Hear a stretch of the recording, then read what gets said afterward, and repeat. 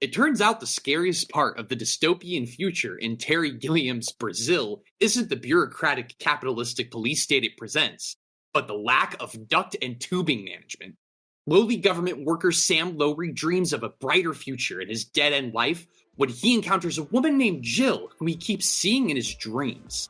Famously, the film does not take place in Brazil itself. Not since Friday the 13th, the final chapter, has a title been this misleading. This is the BRACcast. I mean 1984. I mean the TRACcast.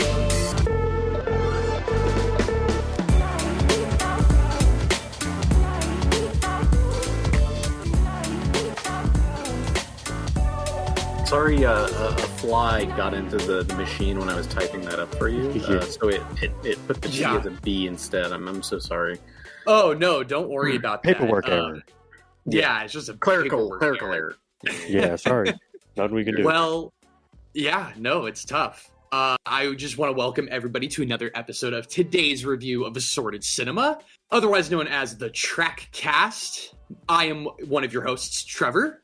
Hi, Brian. I'm sleepy. I can't think of a joke.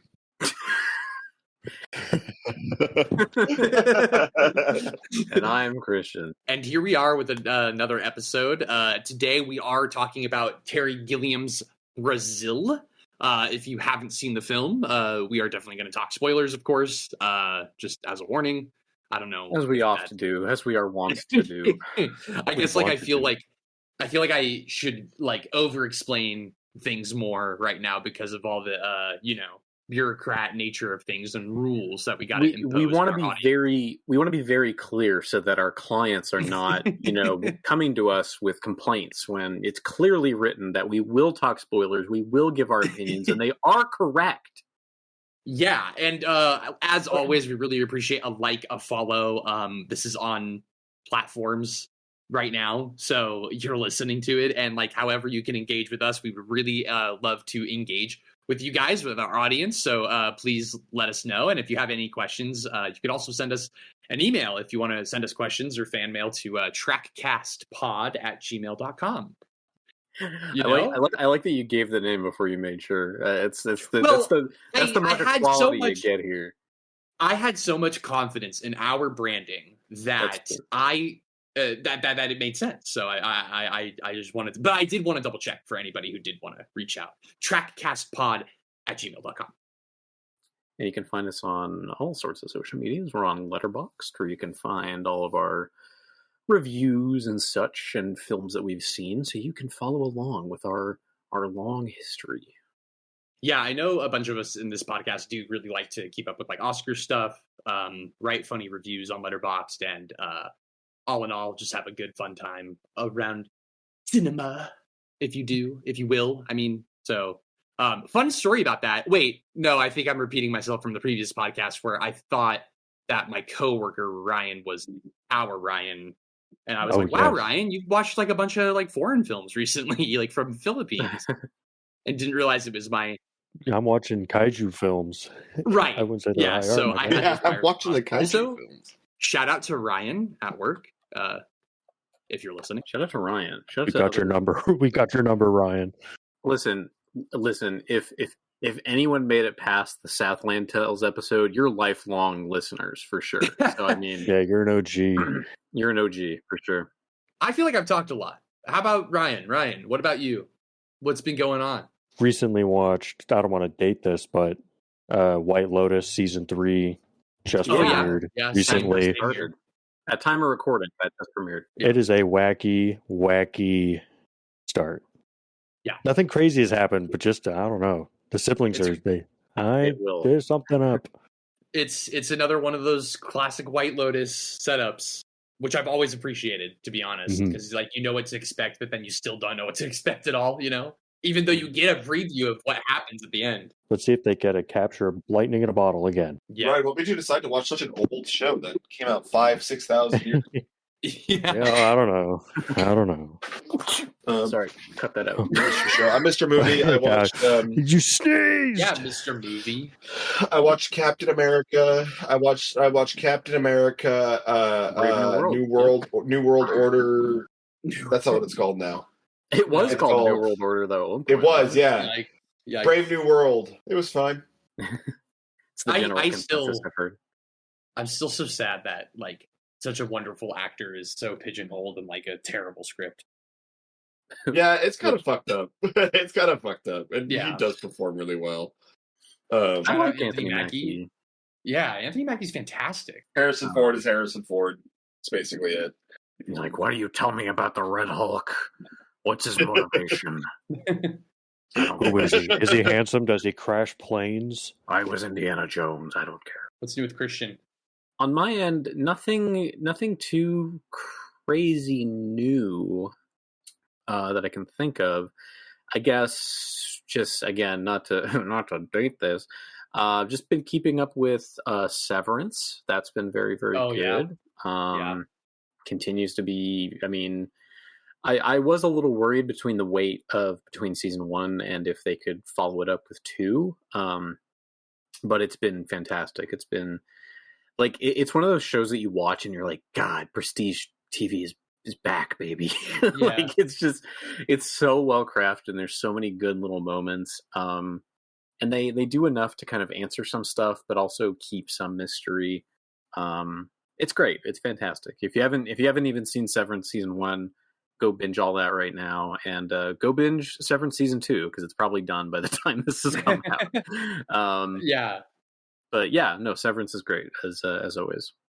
I think it's that one of those things of like how unique it is, and how many like great TV shows really just have an air of uniqueness to them, and when like a lot of like other shows that are like somewhat good are like, oh, it's like that show but a little bit different, you know. It's like, oh, Breaking Bad is this, but Ozark is like Breaking Bad, but you know, just a little.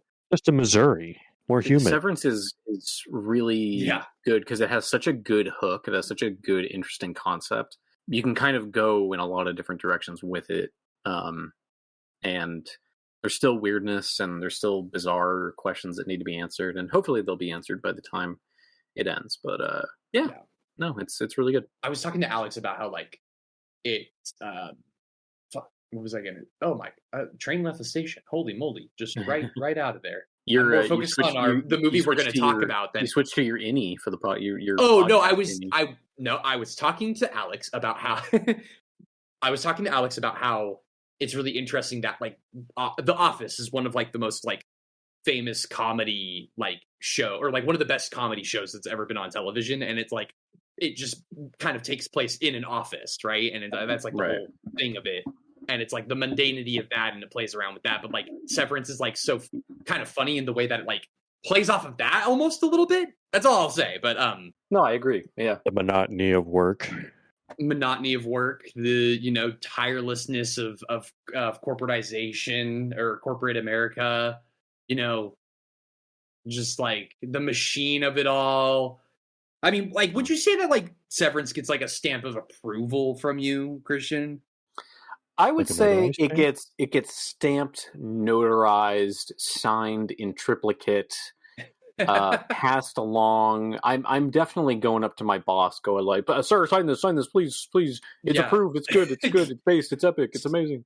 Sort of like our movie that we watched. Sort of like our movie. I started to notice where you're going with this, and I was like, yeah. Good. Did you like that? Yeah. No.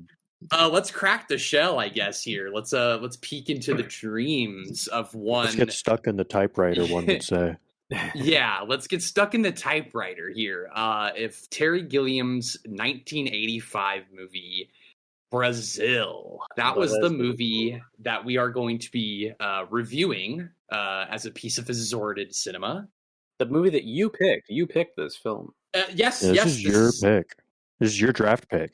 I wanted to get weird, like, because I just felt like in a mood to like watch like one of those movies that just gets out there, and I just like wanted to kind of get lost in a world or just a vibe I was feeling at the time, because I think I relate to, or not, sorry. I think I really do like surrealist art, and I feel like it's one of like the cooler kind of like sides of art, and anytime that's used in cinema, I'm always like a really big fan of it. And when I heard about this movie, I was very interested in what it was, because it seemed, divisive But a lot of people were also saying that it was really, really good and like this underrated masterpiece and like, this awesome, awesome movie. And it's like, and they kept saying it's like super weird and crazy and off the wall. And I went out on a limb and I never watched it before. And I thought that it would be kind of interesting to watch it with you guys and throw it on the podcast here. And that's kind of where my head was at. Yeah, it was a nutty pick. It was a nutty pick. Hyper very political, nutty, by the way. So that's another thing. That's another thing. Yeah. I'm also a person that like, I remember that I said I wanted to get polarizing on this podcast. Only I meant in our movie scores. Like I wanted to get divisive on that and start to have like beef with each other and things like that. Not polarizing in terms of the content of our podcast. I'll just rip the Band-Aid off with this movie right off the gate. All right. It's literally 1984. It's 1984 in 1985. It's not like Yes. 1984 is a very serious novel. This is satirizing of the bureaucratic state with heavy influences from 1984. It's almost word for word 1984. The implementation of the plot isn't there, but the setting is identical. When you say it's like a satire of 1984, it like is a satirization of 1984. Like, do you think it's satirizing its contents, or do you think it's satirizing like its story? I want to make that distinction. No, it's not satirizing 1984. It's making 1984 into a satire. I think you made sense. I just wanted to make sure I understood what you meant. Well, and it's extra funny and ironic because when I was looking some stuff up about this, Terry Gilliam has said in the past that he was inspired by 1984, but he had never read it when he made the movie. Oh, okay. So he notorious truther. No way. But he said it said he's written it. It's written from a quote from a contemporary perspective rather than looking to the future as Orwell did. So it's kind of like probably just. I mean, I can see taking just like if you know the general idea of 1984, you can probably make a pretty similar inspired movie. Yeah. Yeah. He probably learned about it in school. He had to have. There's no way. He went through university and everything. They had to have at least touched on it in short story form. And that's why I say that it's not 1984 in its story content beyond the fact like you have. Well, I mean. Yeah. We're getting into the plot here a little bit, but you have stuff like the Ministry of Ministry of Knowledge, the Ministry of Information, which is quite literally like the Ministry of Truth. Yeah. It's like a large bureaucratic state. People are always watching you, stuff like that. Very Big Brother. I think 1984 was just the first thing that did it, and that's where the conclusion is drawn. But like, obviously, I think other things in between 1984 and Brazil came out too. Also had themes of like Big Brother and government always watching you and bureaucratic natures. Like I'm sure like other things spoofed it. Yeah. And it was either in the zeitgeist or maybe like also like I'm just going to say that like possibly these conclusions were drawn out of like other conversations about, things happening contemporarily. I'm not quite sure. That is not research I quite did to prepare for this podcast. I'm more here about the movie. I do want to give a little bit of backstory. Did someone want to say something out of? I know you. Yeah, it definitely does feel like it's seen as a kind of hyper satirization or kind of a hyper lens of the current time when it came out. Because I mean, this movie was filmed probably in 1984 because it came out in 85. Right. So, it's probably looking around at the time of the 80s and taking what Big from Brother that time and just making it bigger and making it, more like this is how extreme. Yeah, more tubes. More tubes. What were you going to say, Aref? Yeah, I need to clarify that this is derivative of 1984 in its setting and in its specific choice of using ministries and departments of a massive authoritarian state. I think that's really where the comparison ends, because I think 1984 and I think this movie critique very different things. The comparison is definitely there. If you want an idea of what this movie looks like. I guess now that you feels say like that, it's 1984. Because I think I was going to come into this well, I mean, I am going to come into this in a different way, but like maybe this is going to be more of an interesting conversation than I initially thought. I do want to give a little bit of backstory on Terry Gilliam too, because Terry Gilliam, he's the person who directed Monty Python and the Holy Grail, if I'm not mistaken. Yes, sir. And other Monty Python things, I'm pretty sure. Tons of other things, but he's always been known to kind of like be kind of like a dreamy kind of Christian, help me out here. Yeah, just kind of like making films about imagination and dreaming. Yeah. Like he stated, just again from some of the research about this movie, Gilliam has said that he kind of refers to this movie as the second in the trilogy of imagination that he's done, where the first movie that came out before this was Time Bandits in '81, and then the one that came after this was The Adventures of Baron Munchausen.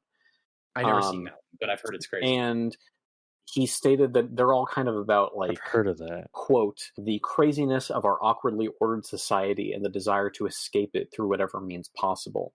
And like Time Bandits is through the eyes of a child, Brazil is through the eyes of a man in his 30s, and then Baron Munchausen is through the eyes of an older person. So it's kind of like these different, like these kind of ways of escapism and imagination from the mundane world through the eyes of people at different stages in their life, which is really, really interesting.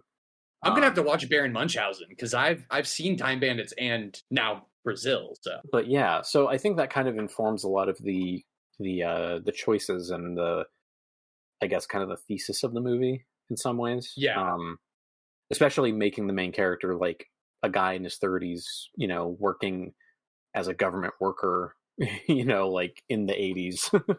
Christian, give a little bit of plot just to start us off here for our audience, just to kind of set the stage. And then we're going to definitely have more to talk about, but I at least want to give them some context. The movie is set up in a dystopian, just gross, overpopulated, grimy. I guess we don't really know what year it is, unless I'm completely wrong. But but I would assume it's kind of like the modern world.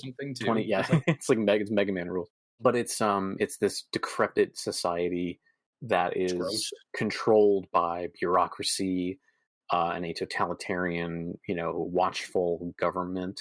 Very 1984 setting. We don't quite meet our main character yet. We're hard introed into this kind of domino Rube Goldberg machine-esque series of events, which is kind of what kicks off the entire thing, where there's this machine that's like printing out all these warrants for this guy named Archibald Tuttle, who I have to interject. This machine looks like a Dr. Seuss machine. It has like lungs. It's fucking weird. That's another aspect of this movie that I think is really interesting in terms of the technology they show, and maybe we can just quickly talk about it. But like, it feels like a very pointed kind of remark about the advancement of technology and stuff, where it's these big machines that are otherwise useless that look weird and are that do one thing. There's little purpose, and you have like 5 people standing around them. Yeah. Their computer monitors are so tiny. Their monitors are so tiny that they have to have magnifying glasses in front of them to make them look normal. They made a piece of technology with a problem is explicitly to add on a fix to that problem. You know, that only comes with its own amount of problems. I mean, it's a future ruled by doodads and thingamabobs. Wingdads and humdingers. Yeah. Dude. It's very apparent to go into film class. The mise-en-scène in this movie is crazy. That's one thing I do really like about it is like the set design and stuff, like with all the ducts and just like everything. Like that's one thing I do appreciate about it. It knocks you on your feet with its setting. Yeah. In some scenes, they use a miniature city. Not for me, but for the listener who doesn't know what this is, because I know what this is. Don't think I don't. What is mise-en-scène? He's checking you, Trevor. Oh, okay. Okay.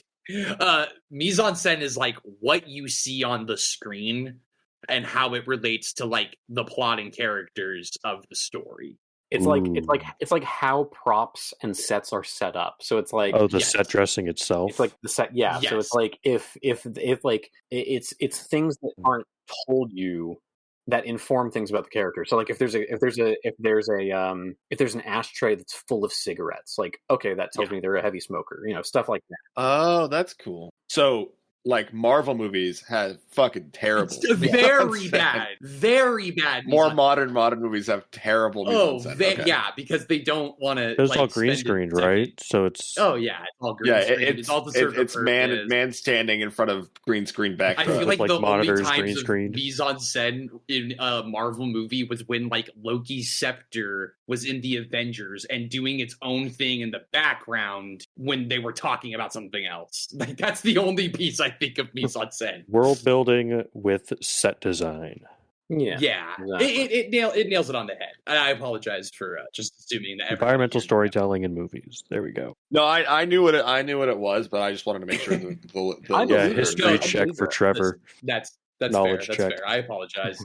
I need to go to the information record or the Ministry of Information and report in. We have this big thingamabob printing out warrants for the arrest of one Archibald Tuttle. We later learn is an enemy of the state, so to speak. He's a terrorist to the state. He fills potholes when the city can't.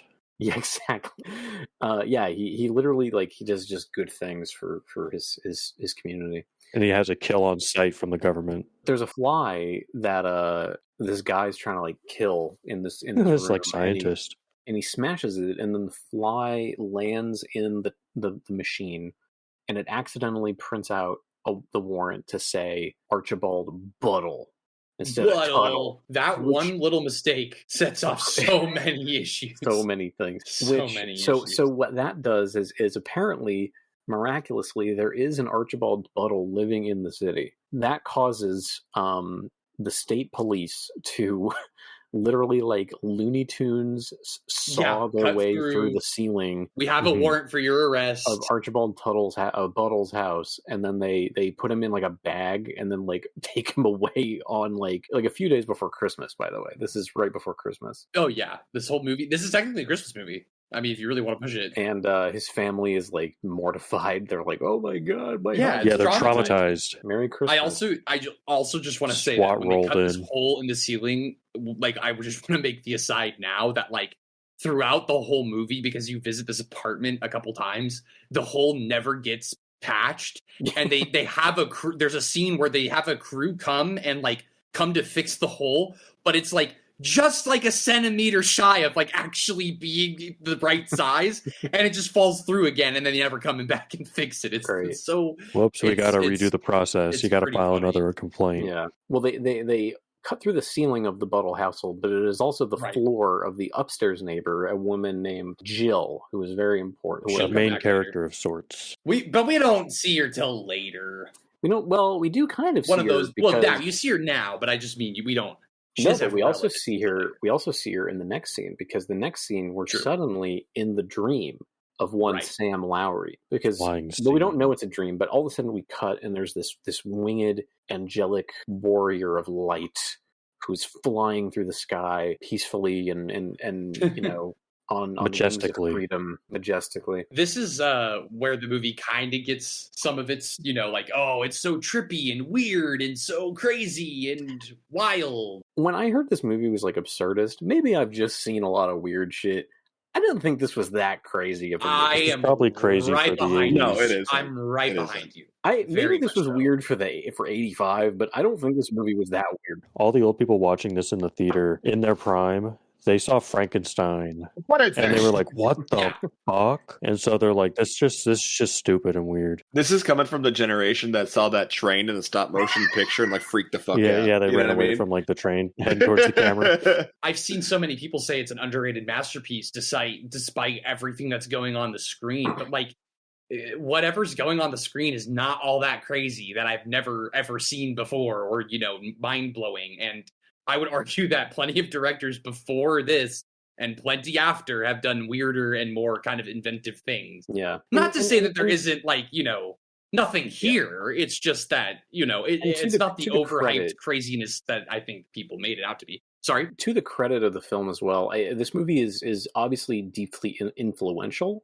So it could also be a thing of we've seen things that were inspired by this. So it's kind of like, in a way, it's like, oh, well, we've seen this before. And it's like, well, yeah, because we saw where all that came from. Like...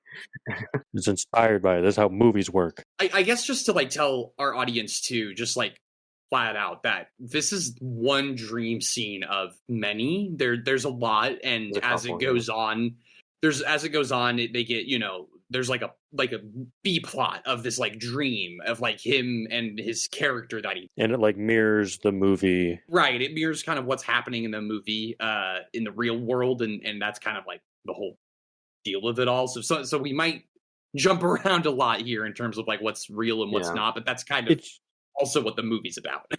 It's used to break up between like gaps in time too. Because it's like, obviously it's a dream sequence, so he's sleeping and it's overnight, and then like he's heading into work because he was late to work the day before. Well, so when we're introduced to Sam, first it's like through this dream, and then he wakes up, and then his life's kind of sucky. He has like a mom that is like trying to get him this new job because she can pull strings, but he doesn't want that. He likes working at this job that's that fucking sucks. Yeah, that sucks, but he's like, whatever, I'll do it because it's mine, and that's kind of, remarkable. It's like, I hate change. He does want for more, though, in a way, though. Totally. He doesn't want to improve in the corporate life because he doesn't fucking like it. So he's like, why would I want more responsibility? Yeah. But he's also like not really doing anything to chase anything, not really trying to, not that you could. Just dreaming about bitches. Kind of one of the things in this movie is like, it's tough in this society, in this world, to do anything fun. And dreams are kind of the only escape. Yeah, you're introduced to Sam, and he has a humdrum life, and he's got a mom that is constantly trying to get cosmetic surgeries, and they're grotesque and horrifying. Like facelift thing. She's that millionaire trying to stay like young and perfect forever. Yeah. Oh, totally. And and we just kind of get a glimpse into the world of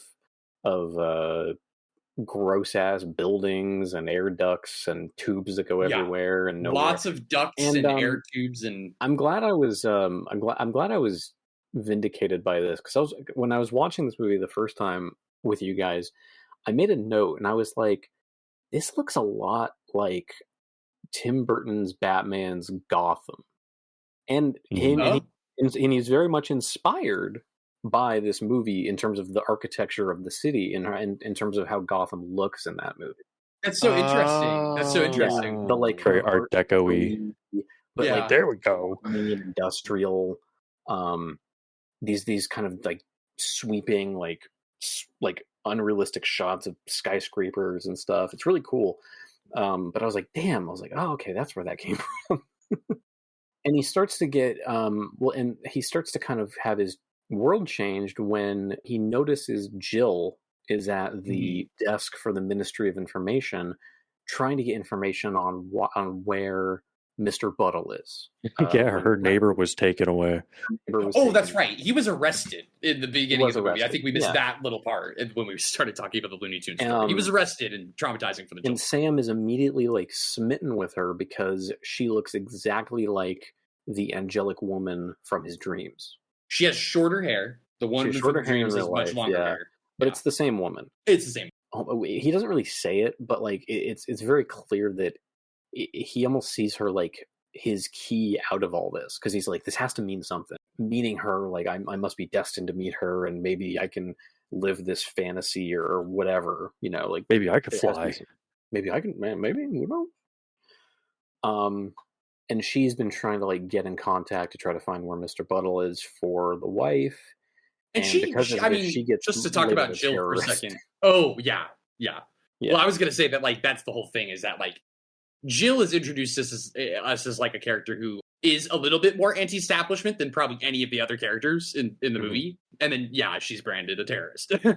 Yeah, just an enemy of the state for just asking questions. That's how Sam gets caught up in the Tuttle Buttle nonsense, right?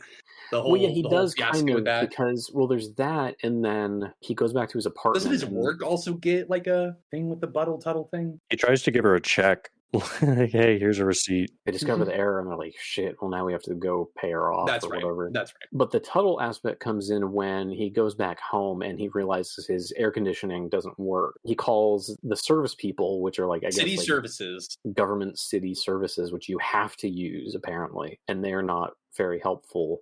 So he gets a visit from Archibald Tuttle, of all people. Yeah, it's like your worst like property manager like request system. It's like you put in a request hoping to get something fixed, and you pray to God that like they'll get to you in time. Yeah, it's think of the worst situation you've ever had with like customer service online, like trying to get my God. a repair tech out or something, like, but you legally have to talk to them. Yeah, it's like, terrible. But then randomly, of all people, Archibald Tuttle appears, played by one Robert De Niro. That surprised me. I was a little surprised. The biggest shock to me of this movie. He plays like a fun character though. Yeah, he's a technical terrorist. Like he comes in, he's like, I'm gonna fix people's air conditioning against the state. It's like, it's so goofy.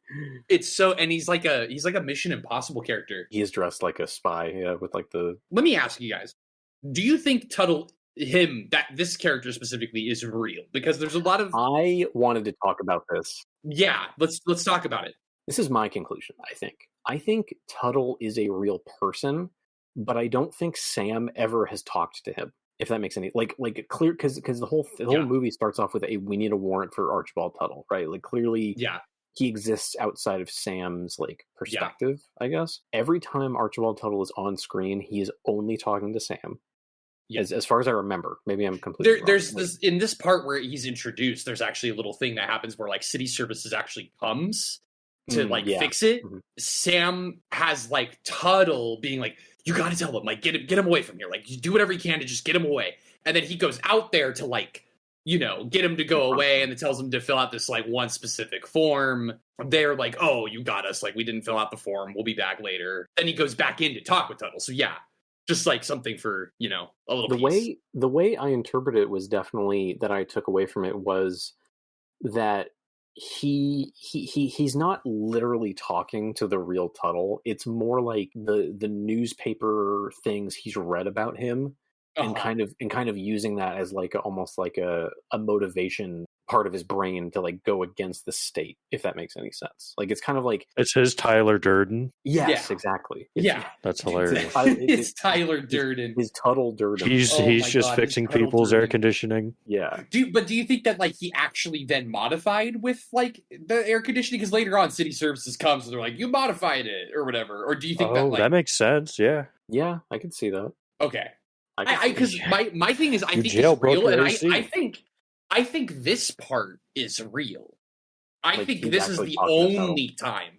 See, yeah, I think this is the only time that Tuttle is a real person. That was my take. Even when they fuck with people with putting the sewage in their in the suits. No, that's late. No, I think that's fake. See, I think that this is the only time he appears as real. Okay, that's interesting. Okay, yeah, especially because like when he leaves in this moment, he kind of flies away and does the little zipline thing out the window, which is very reminiscent. He does do that. He zip lines down, which is very reminiscent of David jumping off the window in his dreams, which is like a thing that happens over and over again. So I just think that this is the only time. Because I mean, I think that in this world, there's a potential that Archibald Tuttle is out here messing with people's ACs, being a hero. I mean, I'd like to think. I do believe that Tuttle is a real person, but I just don't think he has ever talked to. I don't think Sam has ever literally talked to him in the movie. Is what I mean. See, I think this is the one time he did, but then other than that, I don't think he did. I agree with the rest. I'm kind of in between. To be fair, the plot was not my main focus of this movie. It was kind of microanalyzing the politics. Oh, totally. Yeah, I mean, the plot is kind of humdrum, to be honest. That is my one criticism that we can kind of talk about. Maybe a little more as we, But anyway, so Tuttle basically comes and tries to fix his air conditioning, but then Central Services does come, and they're like, oh, we hate that Tuttle, played by, what's his name? The guy, Bob Hoskins, the great Bob Hoskins. Oh, yeah. Anyway, so then... it's really not... It's so, like, unremarkable. Sam's going about his job, and he wants the promotion to information retrieval. And this is interesting. I do want to let another aside here, and I want to hear Adam's take on this, because this is really interesting. The one time that he like tries to get a little higher in his career is to impress a girl, because he's also trying to do it in a way to impress Jill. Yeah. But B, it's also to like get information and get more like success, if that makes sense. Yeah, he's trying to find out her identity, like where she lives. He's just trying to find out her identity. Just trying to stalk her and dox her. Yeah, which little does she's right above Buttle. Like kind of the ethics of it, you mean? Like just like the kind of morality of. I think it's either like ironic in its coincidence. It kind of shows the real only incentive of this whole, bureaucratic machine in this society is like the chase for the potential of like love or like more money, more access to things, like the information that you want. You know what I mean? Right. I see what you mean. The way that the movie paints it is as if Sam doing this heroic thing. But in reality, if you take a step back, you're like, what the heck? The movie was kind of, at this point, right, like showing that even Sam would go up in the ladder and contribute to the bureaucratic machine, was kind of pointing out that bureaucrats in and of themselves on an individual level, right, aren't for the oppression of like the people as a whole. Yeah. Like they only contribute to the machine. And this kind of goes into like the fallacy of like removal of blame for a lot of people who contribute to kind of negligent larger systems, is that like on an individual level, nobody wants to be oppressing or to be, like capturing people. Even if you go to the guards later on, the guards that are literally kidnapping people are just like, man, I'm just doing my job. Right. So it's kind of showing, yet like you said, the incentive on an individual level to contributing to this machine is to just get what you want. Right. Right. It's for access to more freedom, but you're contributing to it's kind of oxymoronic because you're contributing to a machine that is removing your freedom. So, and it's set up that way too. I mean, it's set up that way against the society, but like, and I think we can kind of, I'm not saying jump to the end here, but I think we can remove one piece of the puzzle here for our listeners. But like, as you kind of go through Sam's journey, you go up this chain of this bureaucracy of this, made up this society that you're in. The more you get up there, the more people don't know who is really in charge, and that it might just be like that fucking huge computer at the end of the day, right? And it's like all these people that you talk to that have their own free will, their own, motivations and their own ideals, their own things that they want to do, could kind of just like all step aside and go, wait a second, if we all just like looked around, nothing's enforcing any of this. Like they're really they say what departments people work in, but it's never really clear what anyone is even ever doing. It's usually passing paperwork and like shuffling Sam gets to his promotion, and it's literally this like open floor plan hallway with this guy walking. And like a crowd of this mob of people with papers asking him questions and stuff. Sign this. And he's like, yes, no, maybe, yes, back to me, edit that, yes. That's what I'm saying. It's like it comes back to that fallacy of like pushing off what your responsibility is in a machine. Because even if you go down to like a corporate level, like when a corporate board votes to lay off 1/3 of their workforce. Yeah. Right? No one of them feels responsible for that. But individually, they are all responsible for it. So it's kind of poking fun at that. Like, you have your own free will, but you're still aiding and abetting the system that's fucking everybody over. And it's always for selfish reasons. I think that's people. Where the movie shines. Yeah. Is in these parts, these little nuances and these little scenes aside from Sam that happen. And I think that, like, the intention of this movie was way more about the story of Sam and his dreams. Like, what does he see as freedom? Right, rather than using Sam as the vehicle to point out these things or to say something about them or to, whatever. It's about coming to terms with your kind of personal freedom or your, It's a weird movie for me in the fact that I don't like it, but I actually kind of do. I mean, I don't want to get to reviews just yet. We can have more thoughts and more of a conversation later. Let's do a little more plot here, discussion here, not to put too much rain on it, but fast forwarding a bit, he eventually does get the job. He has that new job. Tracks down the deputy minister, whose name ironically is Mr. Helpman, and he kind of like helps him get the job at the Ministry of Information, and he uses that job to kind of figure out where Jill is, and then ironically he just kind of finds her in the office at the front desk or whatever, being surrounded by guards because they're like, "Oh, you're wanted," blah blah blah. But he kind of helps her out of that bind. He they kind of get away, right? That's the whole thing. They get away. She's a garbage driver. Yeah, or she's like a truck driver or whatever. Mm-hmm. Trucker. And that's right. He is so weird because it's like he immediately basically tells her like, "I love you." He doesn't say anything, and it's like, I mean, that's kind of the whole deal of this, is that he is like this, like, I mean, he's not supposed to be affable. I don't think we're supposed to like him. You know what I mean? But at the same time, it's like, I think we're supposed to kind of, I guess, sympathize with him, but he's got no game. But like that's something I want to talk about. Like, do you guys sympathize with him? Not really. Only in his job. Other than everything else, he's kind of a creep. I see him more as a blank slate kind of character in terms of like you can kind of put yourself into the shoes of like someone who is a like dead end job, like just cog in the machine that wants more from life. You know what I mean? Like I don't think he himself is a particularly sympathetic character. Like he has his own agendas. Like in a lot of ways, he doesn't see Jill as her own person. He kind of sees her as his ticket to escapism. Stole the words out of my mouth. I was going to go into that next. Like and at no point does he ever consider her. He only ever sees her as his kind of meal ticket out of it. He's not sympathetic in the fact that of all that. What you said, ditto. However, I am sympathetic of the characters because we've been giving a lens to this world. You know what I mean? Like, I'm sympathetic to the situation of everybody. Yeah. And also, like, I'm also the number one person to, like, call out people to, like, do something different. But, like, also maybe in those shoes, I maybe would just kind of act the same. But, if you're not... I mean, I'm kind of black-pilled onto his character. You know what I mean?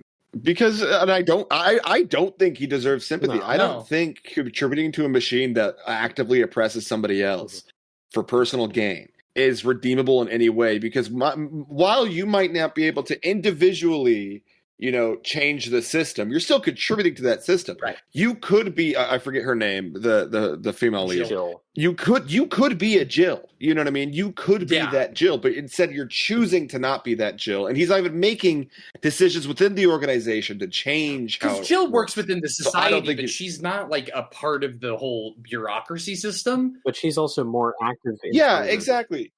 She's more active at trying to help people. Exactly. Like she's trying to figure out what happened to Mr. Buttle. Like, and it's no, totally. And I think that's the point, right? Is like, Sam is not supposed to be, our model hero that we're really supposed to follow. I think that's the point of the dreams too. But even trying to be empathetic to his desire, as Christian said, his dreams are always depicting him with wings flying above the buildings. It's the classic superhero trope being above. Only him.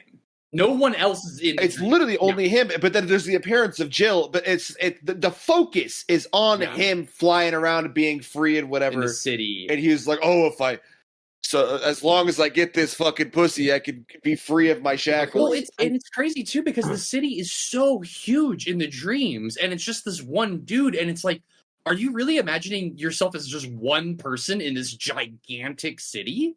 Like even in your own head, you're boxing yourself in on that. Well, I think there's a couple schools of thought about this. I completely agree about the like you can't really be so empathetic to him when he's clearly just like trying to use her as his kind of meal ticket or whatever. But I think there is something to maybe be said about the fact that, like, for one, it's like, I think everybody has dreams of being the main character, quote unquote. Totally. Right. Totally. But also, you could also interpret it in the way that, like, he's so ingrained in the kind of the corpo lifestyle, so right? To use cyberpunk terminology. He didn't get woke. I mean, he didn't get woke. He didn't get woke. And he's kind of with the woke beam. He's kind of interpreting these dreams the only way that he literally knows how. He didn't get red pilled. He didn't get black pilled. Yeah. So it's almost like he's kind of mistaking this idea of freedom in a very selfish way because it's all that he knows how to do. Not to excuse it, but to kind of like frame his mindset in a way. Like I don't think he's a malicious person. I just think he's a very he doesn't understand the greater kind of impact of what's going on around him.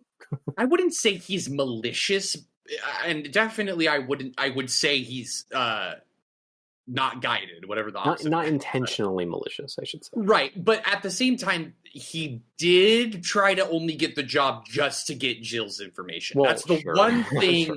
That's the one thing that really, and I wouldn't say it's malicious, because he's trying to. It's just selfish. It's selfish. It's to benefit him. He's not gonna hurt her, but then again, he's also not really gonna help her either, or even really listen to her.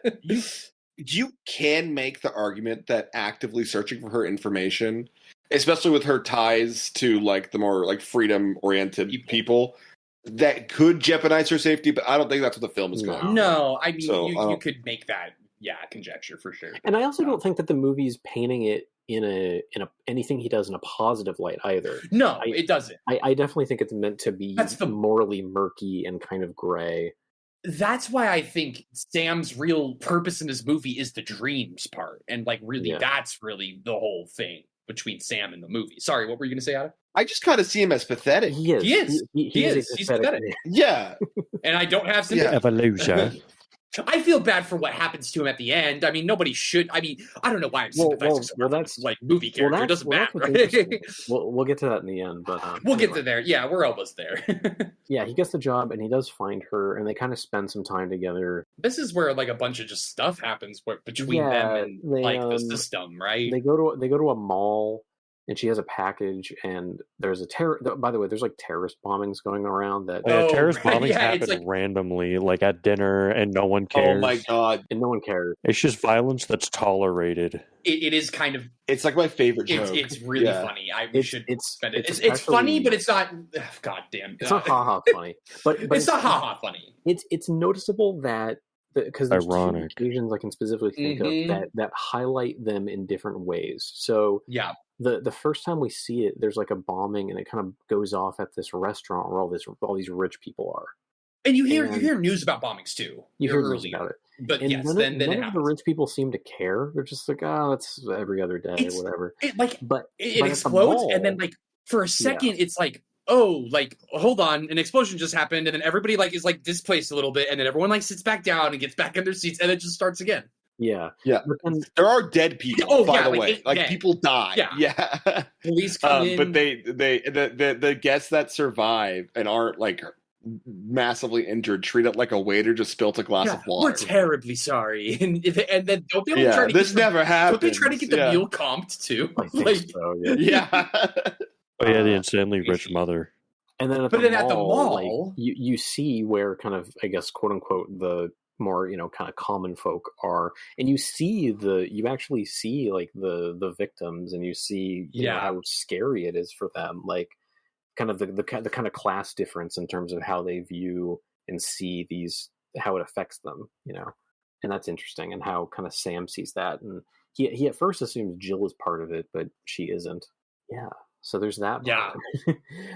No, there's a little bit of piece there about just like how these sort of acts have been normalized to the point of oh yeah, there it is, those pesky, terrorists, when they're really just people trying to, wake people up and get people to the machine. However, I don't condone bombing. Certified TRACcast statement on this. Anti-bombing. So then he's back at work and kind of miserable or whatever. There's the scene where the two Central Service guys have basically repossessed his house by some weird bylaw. And then that's when Tuttle comes in again, and he's like, hey, do you want to fuck with them? Rewires the sewage to fill inside their hazmat suits to get back at them. It's kind of a funny scene. It's kind of funny. It's screwed. Exploding but shit. It's kind of funny. And then, without anywhere to go, Sam goes back to Jill's apartment, the two kind of just hang out for a bit, and they go back to one of his mom's like apartments or whatever, just to stay there for the night. And then this is where I think the movie starts to get into weird, is any of this even happening territory? Because it's as soon as this happens that they go back and they kiss, and it's like there's no build up, there's no anything.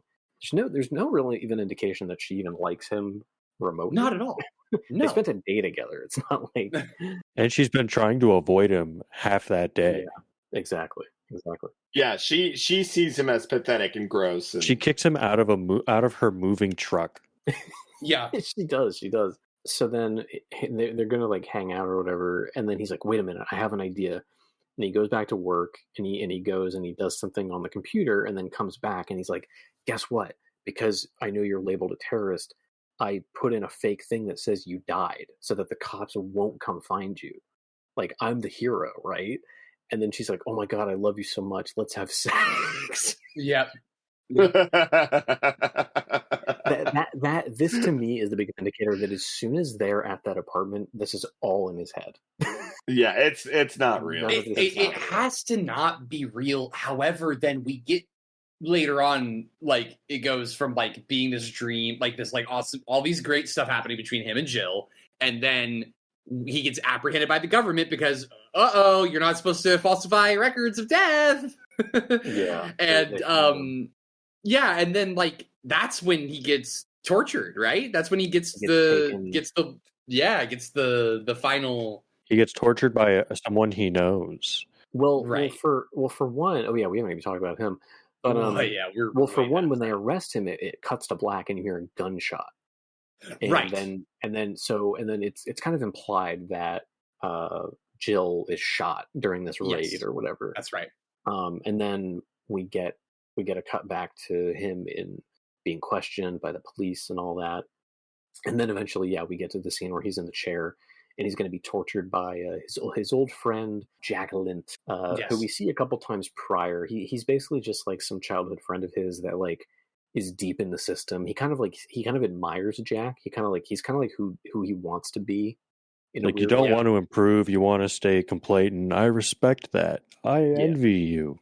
Yeah, exactly. You like your shitty life. That's so cool. Jack is definitely up there in the machine, and has played his way to the top, and you can definitely tell he tortures people. He's the man that He's the man that Sam thinks he wants to be. Right, listener. This is what happens. Break it down. This is what happens. Bust it down. They sit Sam down in the chair, and then all of the sudden, bam! Who is it? It's Mr. Harry Tuttle, or is it Harry Tuttle? Mr. Tuttle and the boys. Harry Tuttle, Archibald Harry Tuttle comes in and saves Sam and extracts him, and it's like all this like it all of a sudden turns into like this action movie, this like high stakes thriller. Oh my god, it's like 10 minutes, and Escape from New York type shit. Yeah, they finally go in the ducts. And they're getting Sam out, and they get in the truck, and lo and behold, it's Jill. Oh my God, Jill's in the truck, and then they leave. And then and then it's like there's a lot of other kind of weird, avant-garde-y kind of absurdist stuff like that happens in that sequence. His dream stuff starts kind of blending with and that's when you kind of start to be like, is this actually happening? So it's so funny because everybody online was like, man, that ending, man, such a twist ending, man. And I'm like, that was a twist? I think we clocked it as soon as they broke down to get him out of the chair. We're like, this isn't real. Right when, they broke him out of the chair. Yeah, but like the problem is that scene went on for like, oh my God, like 15 minutes. That's kind of the... Yeah, I think it's too long. I think they really want you to think. I like that it's filmed very well. I like that it's there. It almost turns into Blade Runner. Is whoever said that earlier? It's so funny.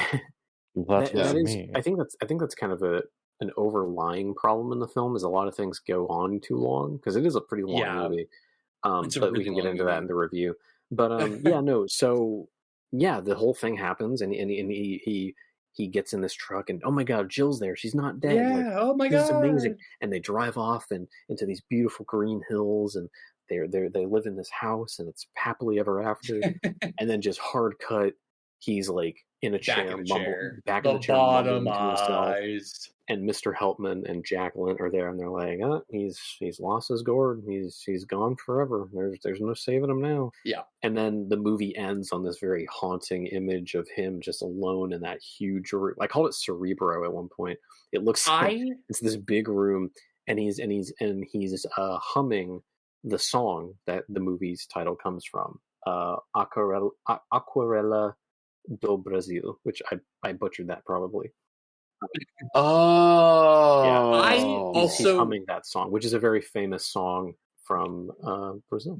I also just want to say that and one thing we didn't touch on very much in the movie is honestly the soundtrack, like the music in this movie. The music is great. Is so good. It is such good movie music. Everything fits. It's like just such a, oh my god, it's such a good movie music. But at this last part here, once they hard cut back to absolutely no music and the credits roll, no sound, it's just rolling over him, just humming quietly in the distance, like just lost in the fantasy.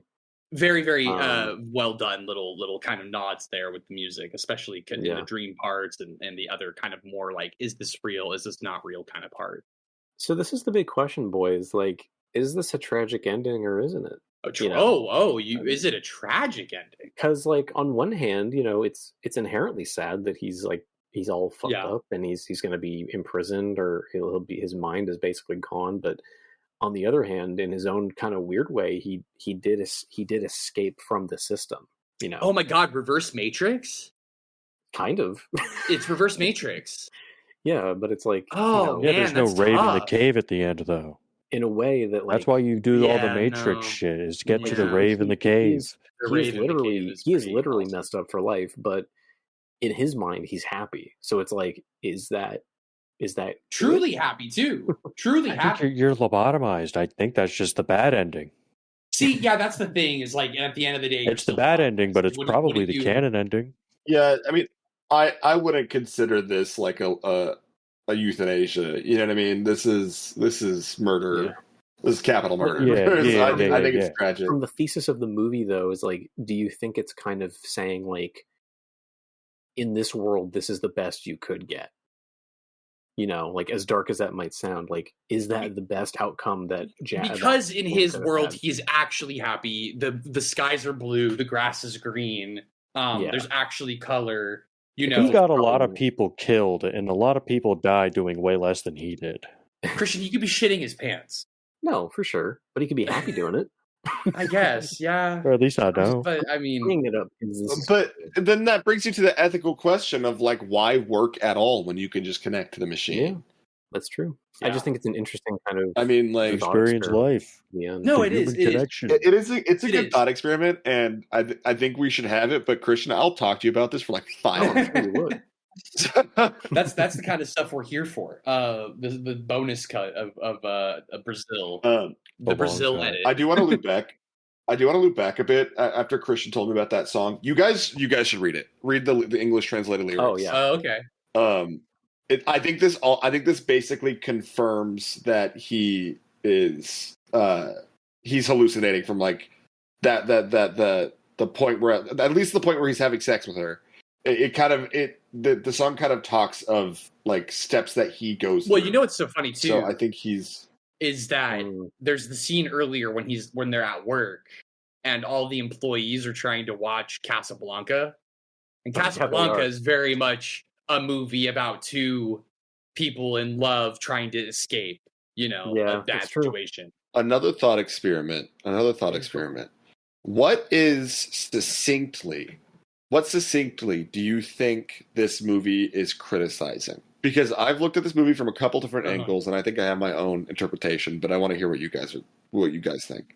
I mean, obviously none of us were alive in 1985 or the 80s in general, but I'm sure, I think there was probably a lot of kind of that like Wall Street, big business kind of bureaucratic, world that dominated the 80s so much that this was kind of a hyper critique of that in a way. I think obviously it's a critique of totalitarian systems when bureaucracy kind of overtakes everything else. That's just my quick, brief thoughts on it, I guess. I don't know. I don't know if the movie is necessarily criticizing anything, other than like, I don't know. Is it criticizing something? Maybe. Well, I feel like maybe it's if it. I think something can be critical of it by presenting it in an outlandish way. Right. Yes. That's kind of where I'm trying to. Like it's not like hitting you over the head saying, corpos are bad. Right. You can draw your own conclusions based on how ridiculous and out of touch the people are in this movie because of the world around them, like how shitty all the technology is when it's made to look like it's super highly advanced. You know what I mean? Yeah. But and not. Nothing quite works. Nothing really works when they use it. Like it's critical of the world around them because it's like it's presenting all these people as the people in charge, and the world's falling around them, and they don't care, or they just don't. Yeah, I think I would say that it is a critique of anything of like big business and bureaucracies. I think it is critiquing that and pointing that out for sure. It uses the 1984 sort of like dystopian setting vehicle mixed with like the surrealism that people want to say it has that it doesn't really have, I'd argue. I mean, there's some weird stuff like with the baby masks on the like weird trash monsters, but that's like, I feel like that's like maybe the weirdest you really get, to be honest. Even like the facelift, like yeah. But anyways, I would say that is probably what it critiques, and yeah, I do think yeah.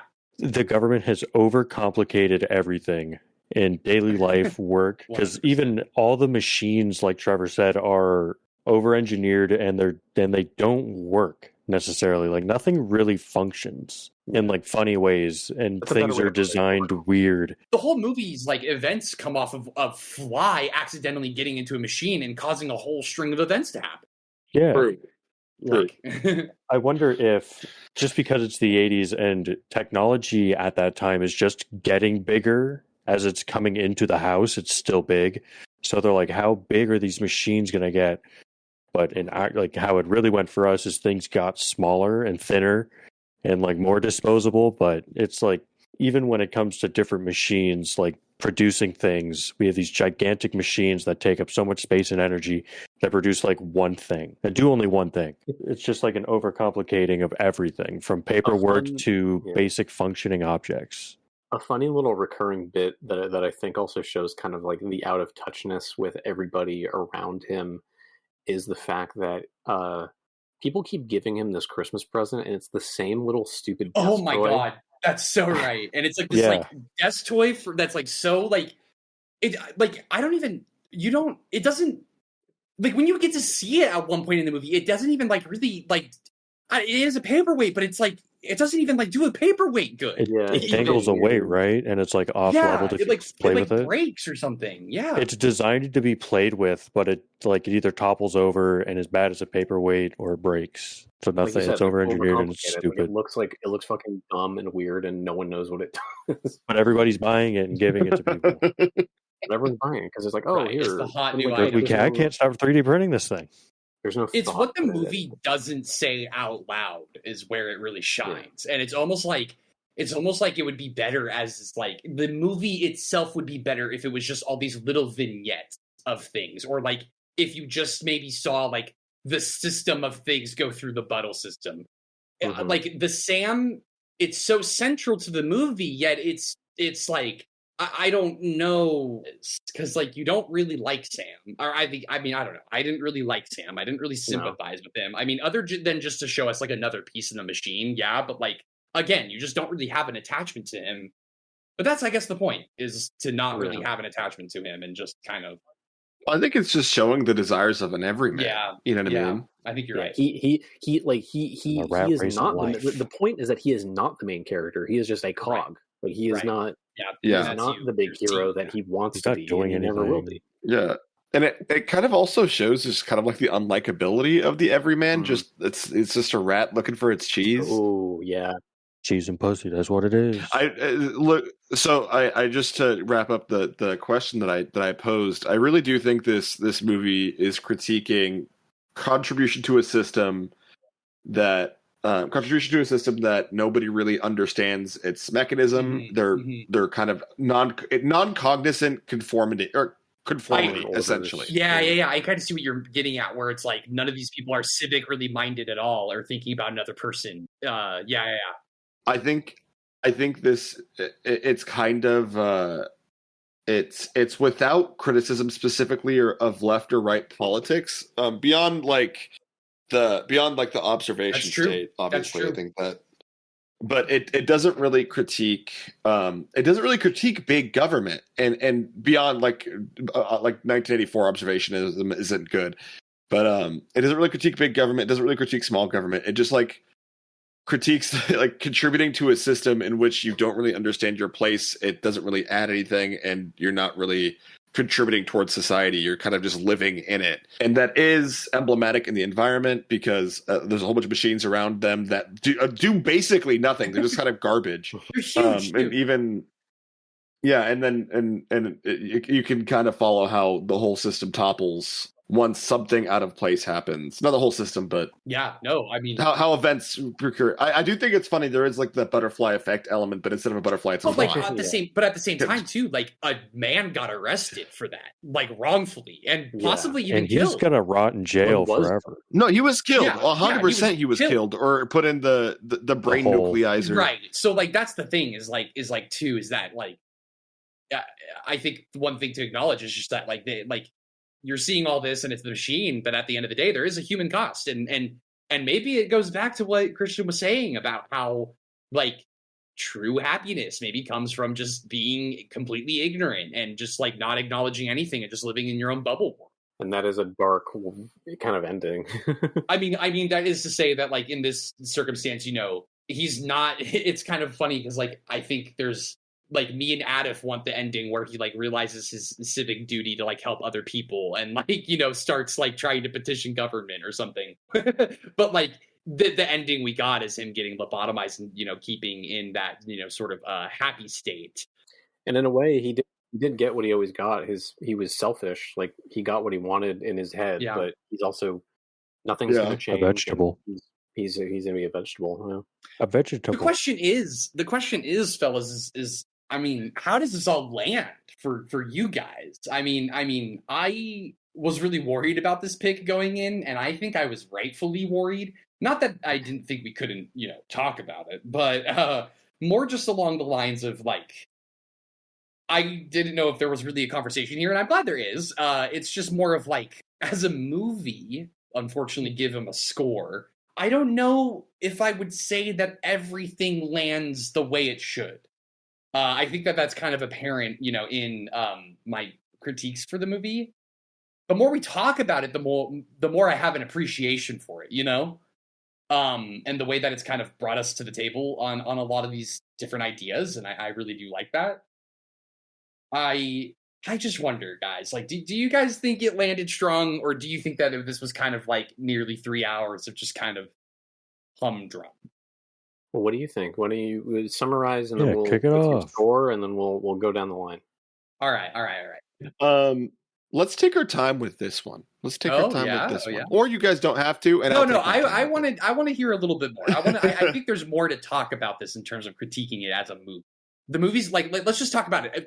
Okay, the movie's long. Dialogue is always kind of about what's happening in the scene or what's about to happen next, and it's very much just kind of playing fun with things. Scenes last too long. Jokes and points have been made, and they just sit there. Sam Lowry isn't really likable. Doesn't have any likable qualities. I get that's the point. He's not really sympathetic. That's the point. But is it enjoyable? Is it fun to watch? Is it a masterpiece? Okay. I do not think this movie is a hidden gem masterpiece. I don't. I do think it's smart, and I do think it has things to say. I just don't think it lands everything quite well. Maybe it's a product of its time. I don't know. What's your score? I thought we were talking more. No, but we can talk about this. Yeah. No, we can talk. I want about to talk about. I kind of talk about want this to before we do Aref. I don't think this is a hidden gem masterpiece, and I have to agree with you. I do think it's really smart. And I don't even think it's a criticism of its time. I think it's reflective of an ideology that humans kind of just tend to be complacent in the inner system, and that's still true. Mm-hmm. I think this movie is kind of metacritical. The way it's structured is almost reflective of what it's criticizing, in that it's kind of convoluted and it's too big and it's kind of a mess. That's so true. That's so true. But it's coherent, right? Yeah. And it's true. Not everything hits. And I do think there's a bit of a smugness to this movie, and I think the movie thinks it's smarter than it is. And I think that kind of takes me out of it a bit. Yeah, I completely understand what you're saying. I have to emphasize that this is art that did come out, what, with 1985? Is that what you said? Yeah. It's 1984, but 1985. Yep. This movie came out in 1985. We've consumed a lot. We're speaking from a perspective that is both 10 years prior to this movie coming out and also 30 years after. We are a timeless podcast. But no. Speaking literally, we're talking from the perspective of 2025. You know what I mean? This is 40 years post this movie. We've indulged in a lot of art that follows pretty similar structures.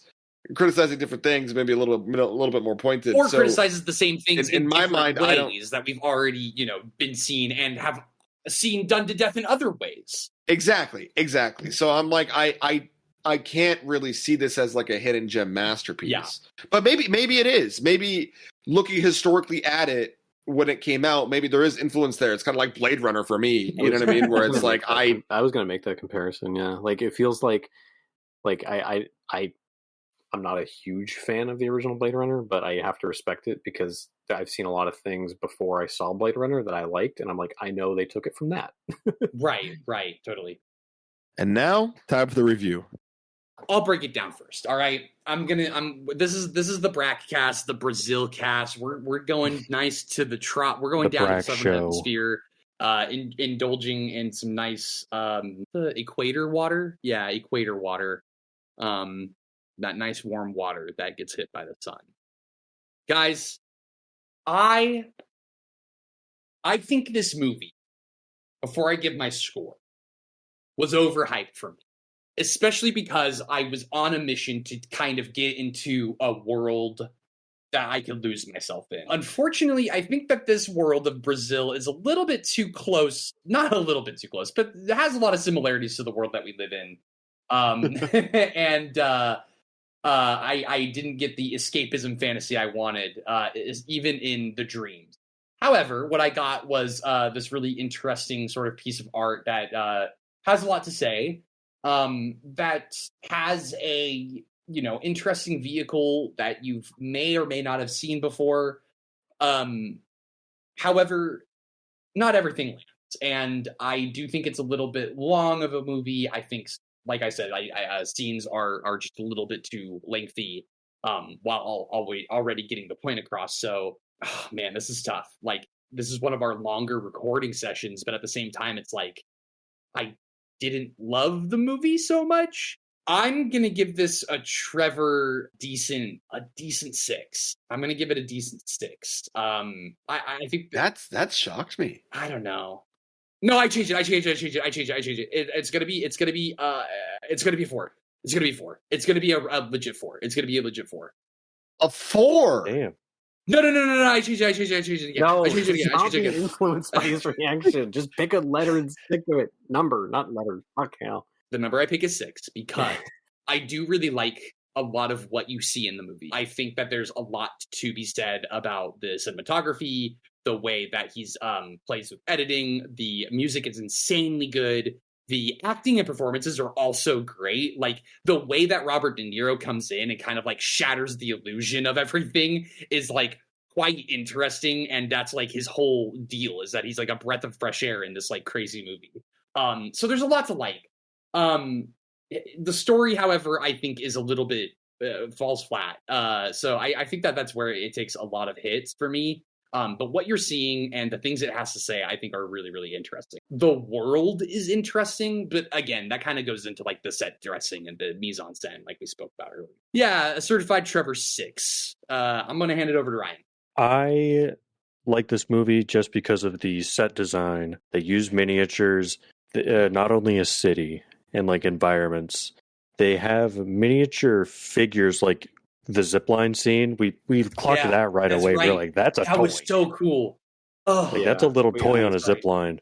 Yeah, we didn't really touch on all that, but yeah, the effects and all the miniatures and stuff are really, really great. Great practical effects. But there's another miniature of Sam in his Icarus outfit, in his armor, where he's going through the clouds. It's a miniature, and his hair's like made of feathers. It's really weird, and it looks like a person. It's fucking crazy. Oh, I think I remember what you're talking about. Yes. Scenes throughout the movie, just in the dream sequence, but it's he's flapping his wings, and it's just a little figure, probably like 8 inches tall. It's super small. But unfortunately, this movie falls under the category of nerdy guy gets pussy. And I have a thing where nerdy guy gets pussy movies do not score higher than a 7. But this movie has miniatures and it's got great. It like you guys said, it looks like Blade Runner, and I grew up watching Blade Runner. The set design in that strikes a chord with me, and seeing how like dystopian and just like concrete filled everything is. It just sucks. It just takes me back. So I have to give it a 6. I would have given it a 7, but unfortunately, Nerd Gets Pussy movie does not get higher than a 7. Take it on. So there's a lot of things I don't like about this movie. I think some scenes go too long. I think there's a smugness to it that it thinks it is smart, but I don't like when a movie goes, "I'm fucking smart." It does do that a little bit. It does do that a little bit. I don't like that. But just to echo what everybody said, the performances are really good. The setting is super fun. I do like the way it looks a lot, and it's also maybe a bit of a nostalgia bait because I'm a big Burton Gotham fan. So that's probably weighing in on how much I like looking at it. But this movie kind of plays into what I like about movies quite a bit, which is just like thinking about what it's trying to say. Like I just fucking forgot about what the movie was. I was just like, I was just looking at. Honest. Yeah, I forgot about it. Yeah, I was just looking at like what it was kind of trying to criticize and what it was trying to say about community, and then I was trying to like project it on to what we have. Funny enough, I kind of came to the realization that I was trying to project it onto my political views, and I come from left of the aisle. I think that in of itself is almost ironic because I'm trying to project it onto my own system and trying to feed it through my own system without really thinking whether or not my system is effective. So it's like it's kind of like almost feeding into the point of the movie of like going through this kind of mechanism without really criticizing your mechanism, rather than looking at it holistically. So that was an interesting kind of experience for me to realize that. But overall, I enjoyed it just because it kind of like I said, it kind of tickles my brain for what I want from movies. So I'm gonna give it a 9. Wow, 9 out of 10. Like this movie. Let's go. Yeah, I like that's exciting, Aref. I'm glad that like you actually like, not that like it doesn't happen, but it sounds like you actually really like this movie, and like I took a chance on it, and I didn't like it, and you did. It is. I don't know. I don't fuck with British humor though. So you're like, all right, maybe a 2. Okay. No, but I'm trying to appreciate what it is. Yeah, you know what I mean. Just what it is outside of British humor. It's a fucking fly instead of a butterfly, mate. That's Australian, but it's the industrial complex. You bloke. Yeah, I'm just not kind of echoing most of the sentiments here. I think overall I did enjoy this movie. I think I appreciate a lot of the aspects of it, the visuals, the production designs, the sets, the costumes. Especially, we didn't really touch on it, but like the way that the dream sequences look and are filmed, the costuming is really, really cool. I think there's like the big like samurai armor guy that he fights. That was a really cool effect. That was cool. He fights the Rock Man. He fights the big rock man. Rock guy. And I think there's a lot of positive things to talk about this movie in terms of those aspects, as well as like performances. The music, like we talked about, is great. And I think there's a lot of interesting concepts and thoughts that go into the movie with the themes and all that stuff. But I think the way that it does it is just a little too much. Like, it feels like at times there's like maybe 5 major things that happen in the movie, but they take forever to get there. Yeah, totally. Oh yeah. There are many elongated scenes of just him doing his thing or trying to research or whatever, and it takes forever. And I don't like when, like, I can sit through a 2-hour movie or whatever, like a 2-hour plus movie. That's fine, because I've sat through 2-hour plus movies that felt like an hour and a half. And I've sat through 1.5-hour movies that felt like 3 hours, you know. But so, the payoff has to be as equal to the wait. Yes. And I wouldn't say that you quite get that on this kind of Not movie. quite. I think there's a more condensed, tighter version of this movie that I would love a lot more. I still like the movie, but I think there's a shorter version with some stuff moved around that I think I would just appreciate a bit more in terms of how it conveys that information. All that being said, though, I still really like what it provides. I think the legacy is really important to talk about. So I'm gonna give it a 7.5. I'm gonna go a 7.5 for it. Do we do it out of 10 or out of 5? What do you mean? We do it out of 10. We've been doing it out of 10 this whole time. We give it a 6. What are you talking about? Yeah, I always forget. Do we do it out of 5 or 10? No, sorry. Do we do it out of 5 or 10? Also, all of us have given it out of 10. Yeah, but like I'm saying, and you gave it like a 5, so you would have loved it if it was out of 5. That's brilliant. You're the most negative out of all of us. No. This is gonna take a second, but I do want to before we bounce off, I want to read this the lyrics of this song to you guys. And I want you to know this song also was featured in Pixar's WALL-E. As well as a lot of other movies, but I thought the WALL-E is very. I wouldn't call this movie post-apocalyptic, but similar vibes. Brazil, my Brazilian Brazil, my intriguing mulatto. I don't know what that means. I sing you in my verses, Brazil samba that gives a swang and makes you waddle. Brazil of my love, land of our Lord. Brazil, Brazil, for me, for me. Oh, open the curtains of the past. Take me the black mother from Carado. Put me in the Congo King and the Congado. Excuse me if I'm not saying this right. Brazil, Brazil. Let the minstrel sing again under melancholic moonlight. All the songs of my love. I want to see this lady walking through the halls, dragging her garments made of lace. Brazil, Brazil for me. Brazil, beautiful and pleasant land of the mischievous brunette little girl. With her air of indifference, Brazil, a greenness that is offered for the admiration of the world. Brazil, my love, land of our Lord. Brazil, Brazil for me. This coconut tree gives coconuts, where I tie my hammock in the bright moonlight nights. Brazil, Brazil, oh, these murmuring fountains where I quench my thirst, and where the moon comes to play. Oh, this Brazil, beautiful and swarthy, is my Brazilian Brazil, land of the samba and the tambourine. Brazil, Brazil for me, for me. I want to hear your guys' take on that. Because when I read this, I read nationalism. I read contributing personal desires to an organization. I also read like almost putting there's a very specific verse like referring to a girl. Yeah. I think that's pretty obvious. Like selling it though, like selling it like you're gonna. That's what you'll get. Selling exactly, kind of right. Totally. Huh. Yeah, I can see that. Huh. I wonder if the proverbial really Brazil is like the dream. You know what I mean? Is like the dream place that he's in, or like the place that he goes to when he gets lobotomized, or like the thing that he's paradise, like, right?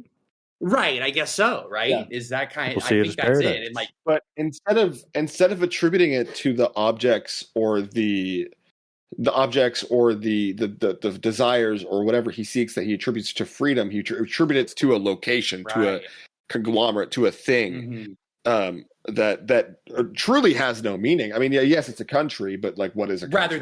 Rather than some sort of ideal that could better everybody, regardless of. Yeah, like he's not appreciating the trees. He's not appreciating the woman. He's not appreciating the coconuts. He's appreciating Brazil. Right.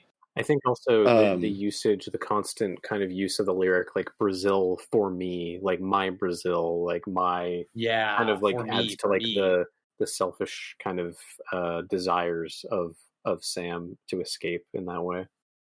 Yeah. I just wanted to bring that up to you. Yeah, I just wanted to bring that up to you guys while we close out. Cool. And I recommend viewers or listeners, please read that poem if you want to watch this movie. I think it's. I would say read it afterwards. I think you can bring some meaning out of it. So. I one thing to say too is that Terry Gilliam is kind of notorious for like doing this thing where he does these big movies that cost like a lot of money, that have like super abstract ideals and stuff like that. And I think that because this movie says at least what it does and was done the way it was, at least he accomplished that, I think, and got his point across. I don't know how this movie was received. I think at the time it wasn't received. It was kind of received not that great because it was. I don't think it made money. Like a mess. Right. I don't think it made anything. And now it's like this like masterpiece, but like the way that people say it's a masterpiece, I just don't think it's the masterpiece in the way that they say it is. It's a masterpiece in a different way, because we've almost talked 2 hours on this, guys, and this has been one of the longer episodes. And I honestly don't feel like we've gone all over the place. I think we've had a really awesome conversation. So yeah. That's why you come to us for these discussions, audience. I want to give our listeners a special shout out just for taking their time to listen to another episode of today's review of Assorted Cinema. I just want to say, please give us a like, follow, interact with us. Please, we would love to hear from you guys if there's anything you'd like to see from us. And yeah, I guess tune in next time for when we watch the 2007 PGA World Pro Tour Series. So that's going to be a big one. Yeah, it's going to be a really big one. So do keep in mind for that one. That's going to be live commentary, 2007 PGA Pro World Tour.